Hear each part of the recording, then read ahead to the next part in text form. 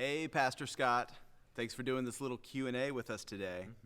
My name's Scott, and I'm grateful to be here with you and to share with you today. Yeah, Scott, we know what your name is. We work together.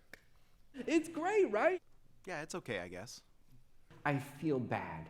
It's fine. Let's just move on. I quit.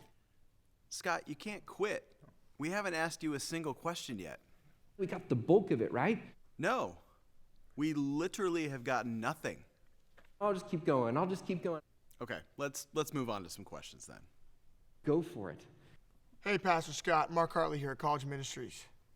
Hey, let's start with an easy question, okay? What is something that you're good at? As a dad of 4, I'm pretty good at issuing warnings. That makes sense. Could you give us any examples?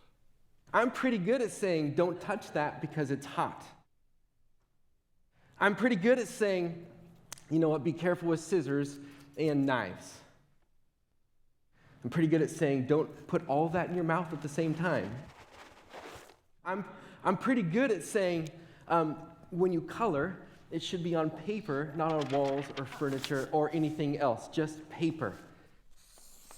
I'm pretty good at saying, hey, you put your toys away or they're going to be thrown away, okay? Well, maybe that's more of a threat. I don't know. But either way, it's a warning threat. I use it, okay? Fine. It's put away. You're pretty good at issuing warnings, Scott. Are there any warnings that we should ignore from you?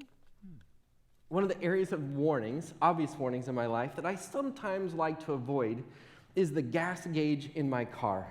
I don't think that's a good idea. Avoiding that warning? Anybody with me?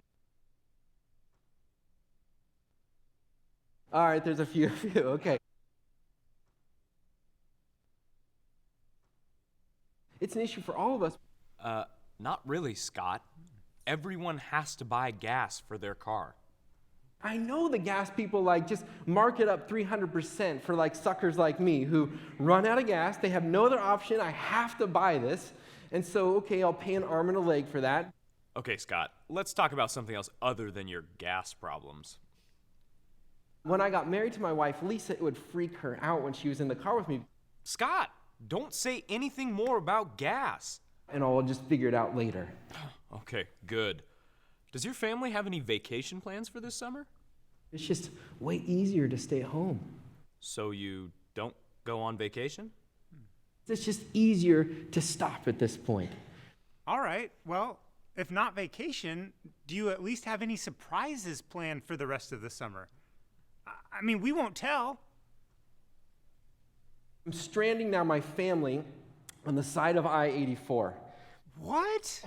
Scott, that's terrible. I'm sure that's something you've never done before. No, of course not. Scott, I don't think your kids are gonna like that surprise at all. My kids are going, what's going on? I'm like, oh, we'll get home soon. Okay, there has to be something else to this. What else do you have planned? Now I have to walk back to the car where I've stranded my family on I-84. I don't understand why you would strand them on I-84 in the first place. It actually seemed kind of beneficial at the time. Scott, you can't do this. It's a terrible surprise. This is good. Seriously. Scott, were you nervous about talking to us today? It starts with a terrible feeling. That's where it begins, a terrible feeling. Well, I'll have to say this. You've handled it very well today. I'm just going to blow up and get angry and hope it gets better this next time. Yeah, I think we're done. Well, we got 99% of the way there.